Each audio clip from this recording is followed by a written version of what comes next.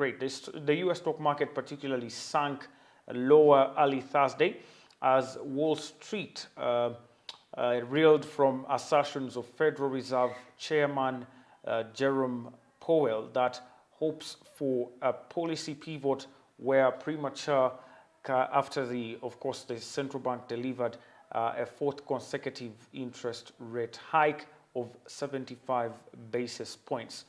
The S&P 500, which is a big index in the United States stocks, fell by 1.2% at the opening after the index plunged over 2.5% in the previous session. It is the worst loss on a Fed day since January 2021 as per Bloomberg data. Also, the Dow Jones Index, which is also another index that tracks the top 30 American companies, slightly declined as well by over 290 points. Now, that's a very huge loss on this technology-heavy index, and we're talking about a 0.9% decline on the stocks on the Dow Jones. The Dow Jones is also famous for technology companies like Facebook, Google, and so many others. And looking at the Nasdaq Composite, which is also another very powerful index there on the stock exchange, it fell just by about 1%. Meanwhile, the Treasury yields ascended, of course, as we would expect, because of the increase in the central bank rate.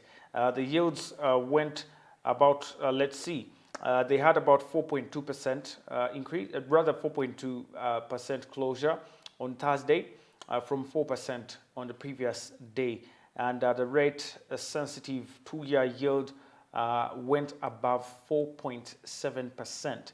The US dollar index also moved a little bit higher. The S&P 500, as we have already mentioned, declined by 2.5% Wednesday, marked its 54th decline of 1% or more in 2022. The worst downside volatility since 2009, according to Compound Advisors Charlie Bilello. And so looking at also US investors right now, very, very much worried and anticipating a recession in the next year. And of course, very many problems financially, but still the central bank rate did its part and raised the interest rates.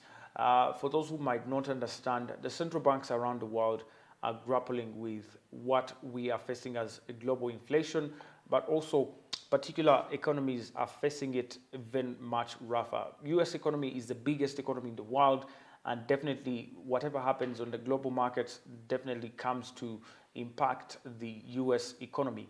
However, central banks still can try to manipulate the central bank rate, which of course affects other rates in the market, looking at interest rates of the banks, the mortgage loan rates, and so many other interest rates. And so the Bank of, for example, Uganda can try to manipulate the central bank rate by either increasing it or decreasing it in order to maintain a very vibrant economy and try to curb especially inflation, which comes as a cost of having a lot of money in circulation, which they believe they can curtail by raising the central bank rate.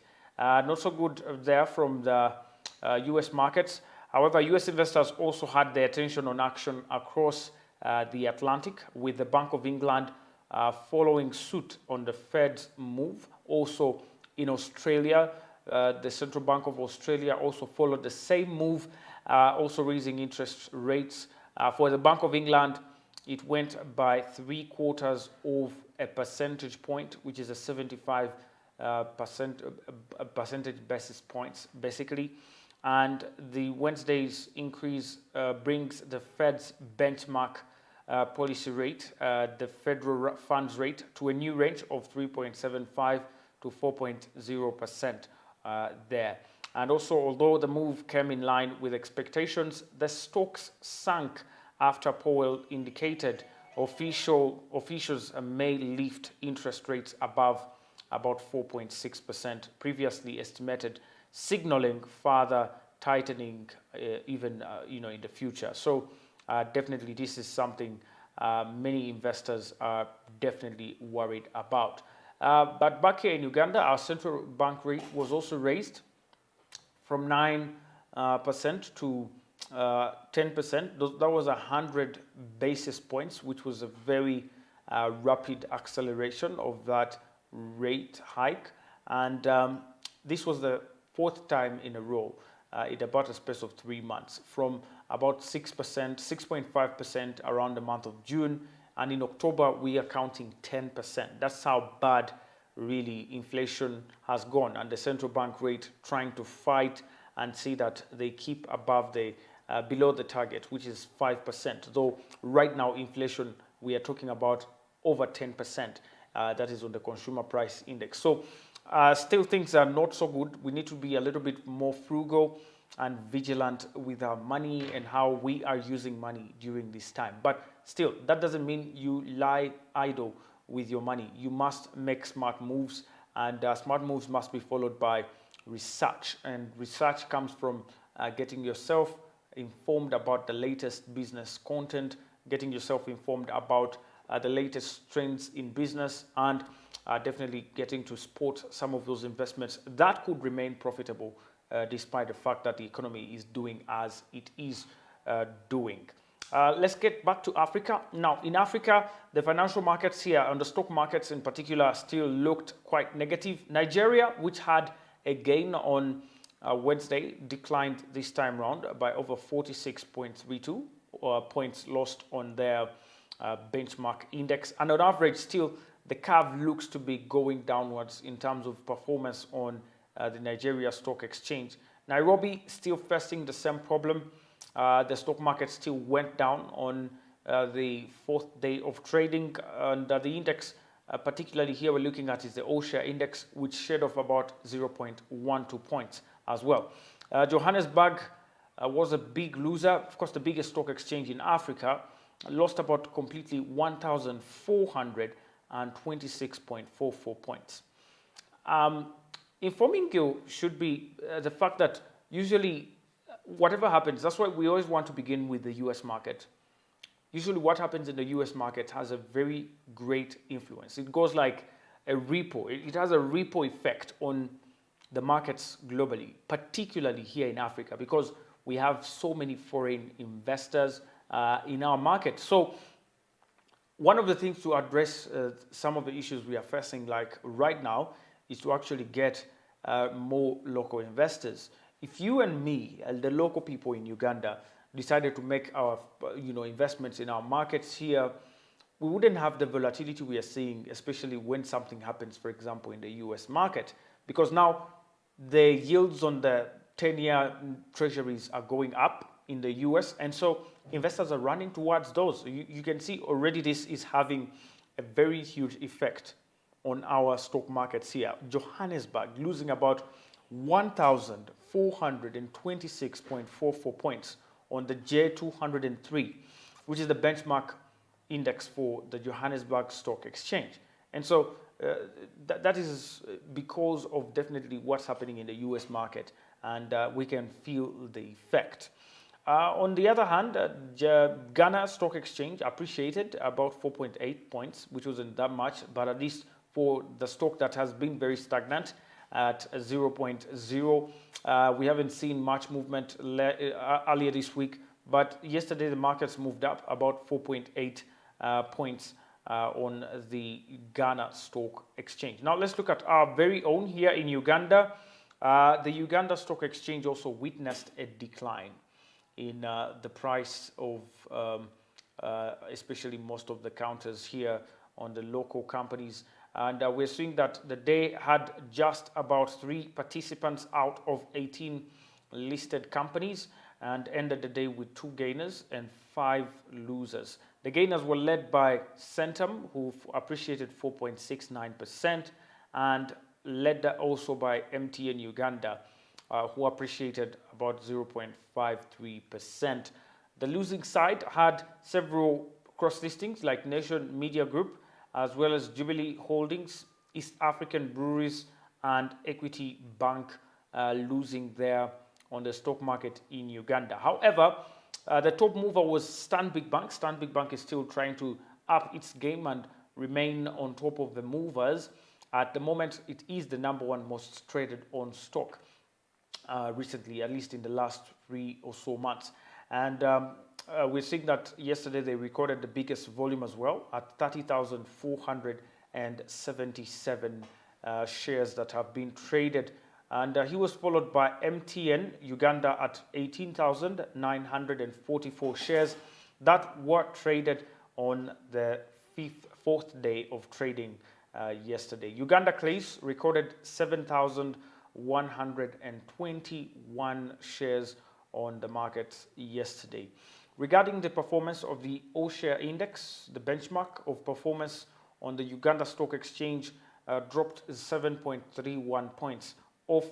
That was a 0.59% drop in the points on the index to close at exactly 1,240.07, representing a 1-week loss of 1.62% and a 4-week gain of close to about, 0.63%, meaning at least we're still gaining on the 4 weeks, last 4 weeks, but in 1 week performance, still a decline has been registered on the all-share index. The local company index, on the other hand, as well, it had an increase of about 0.3% because of MTN.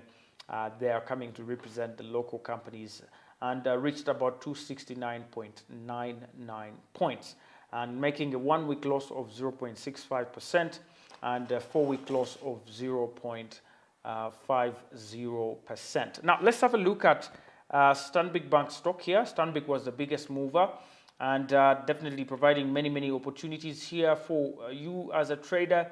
Stanbic has been listed on the exchange since 2007 and currently it holds about 1.07 trillion worth of market capitalization on the market and is the 5th most valuable on the market, representing about 5% of the entire equity market in Uganda. Currently, the stock price is at 21 shillings and has been stable at this price for quite some couple of days now at 21.0 Ugandan shillings. And yesterday, with a volume of over 30,477 shares, they had a turnover of about 604,017 shares that were recorded on the market. Their shares outstanding currently are 5.12 billion and bringing their market capitalization, of course, to 1.07 trillion Ugandan shillings. Looking at their last day of trading at 21 shillings, they still have a loss on their year-to-date performance of about 19.2% from 26.0 Ugandan shillings to 21 shillings.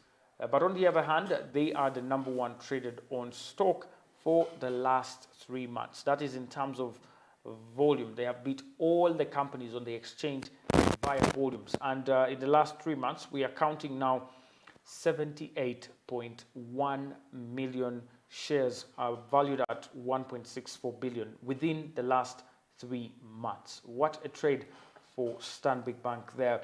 Comparing Stanbic with other financial institutions on the exchange, we are seeing equity at a much more expensive price of 1,400 and Bank of Baroda at 85 shillings as well, with about 213 billion, a much smaller market capitalization.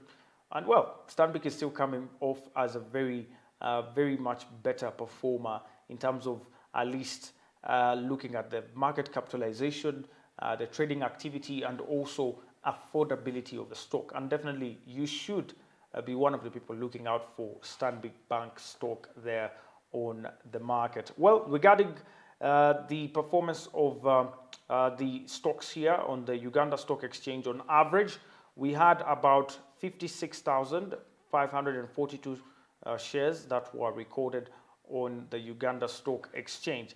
And the data shows a slight improvement in volume, that though it might not look very slight, it's about 685%, but generally the market has moved very slowly this week and even last week. And seeing this improvement really doesn't doesn't really mean that we are very excited, but still it's an improvement from the previous day at about 685% improvement in the volume that was registered on the Uganda Stock Exchange, and about 114% improvement in the turnover there, which was about 4.1 million Ugandan shillings. Currently, the stock markets at Uganda Stock Exchange are valued at 21.4 trillion Ugandan shillings on the market here at the Uganda Stock Exchange. And definitely you should be checking out the stock market. Right now, prices look very favorable because of low market activity. And but as we close into the last quarter of the year, we could have intensity in trade probably at the end and even at the beginning of next year, that is in the first quarter. So it would be very wise for you to find a way of getting into the market before it's too late. And remember, when the stocks are down, that is the best time to get in. When they are up, that's the best time to get out, because then you're coming off at a profit. And so, dear friends, you must make a decision, and you must be prudent while making that decision. And that's the trades we had on the Uganda Stock Exchange. Remember, fund managers also get you some opportunity to invest.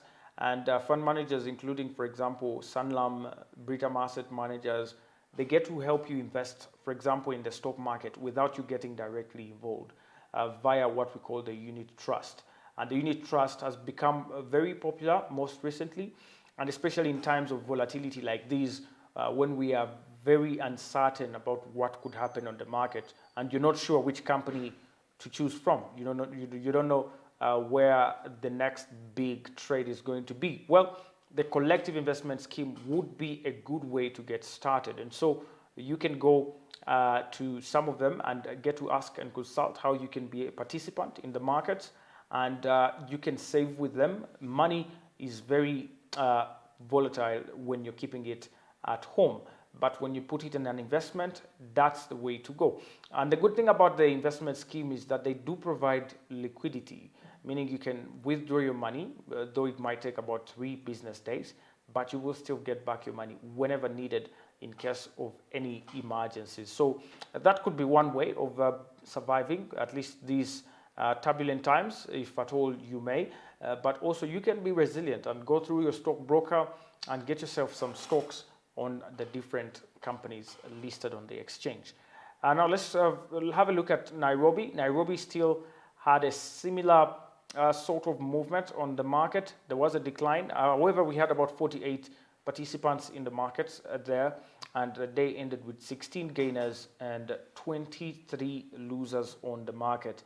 Ever Ready East Africa led the gainers at 8.45% price appreciation, closing at 0.77 Kenyan shillings per share. Other gainers included eGuards, TransCentury, NCBA, and the like. On the losing side, however, we had, unfortunately, Nairobi Business Ventures come at the bottom of the table at a 6.4% decline in the day yesterday, closing the day with 3.95 Kenyan shillings per share. Liberty Kenya Holdings also lost about 6.37%, and Car and General came in at a 3.91% loss, and Scan Group at 3.04%. Unsurprisingly, Safaricom came out as a top mover at 1.57 million shares traded on the stock market, and KCB Group had about 949,600 shares that were recorded on the market, and Ken General had about 724,800 shares that were recorded, whereas Kenya Power and Lighting Company was also amongst the top movers. Whereas these markets performed this averagely good, not so bad, but the benchmark index was definitely negatively impacted after it lost about 0.12 points, and this led it to close at about 127.82 points on the market, representing a 1-week loss of 1.4%. and we're looking at a 4-week gain of 0.92%. Of course, in Kenya right now, we expect some recovery as we go into the fourth quarter. Elections are done, and we are setting up for the last quarter of the year. And markets look a little bit slow, but we might pick the pace as we close the year. So it would also be a good thing to think about getting into the Kenyan market at the moment, especially on the big companies as well as the small ones. You can try to balance your investment by putting some money in the smaller companies like eGuards, Nairobi Business Ventures, Olympia Capital Holdings. These will offer you very good returns, but with very high risk as well. So you must be prudent as well. You can also go into the bigger boys like Safaricom, KCB Bank, and the like. These will offer you a longer term gain, but also good dividend policies there, and get you some return as well, especially in the long term. So you can play your cards right by trying to diversify between the longer term and the shorter term as well. Well, ladies and gentlemen, there you have it. That's it for us today. And it's the last day of the week, and I hope definitely to see you on Monday. And let's catch up with different investments. Remember to get to save some money over the weekend for next week as we get into the second week now of November. November is also going really fast, and the fourth quarter of the year is going really fast. And we are going now into the holiday season. That's the Christmas holidays. And so we must be very, very prudent as we invest money. Inflation is still here. So many economic troubles are still here, but we must keep moving. My name is Anthony Sebali, and I am your host for Financial Markets. Thank you very, very much for joining us.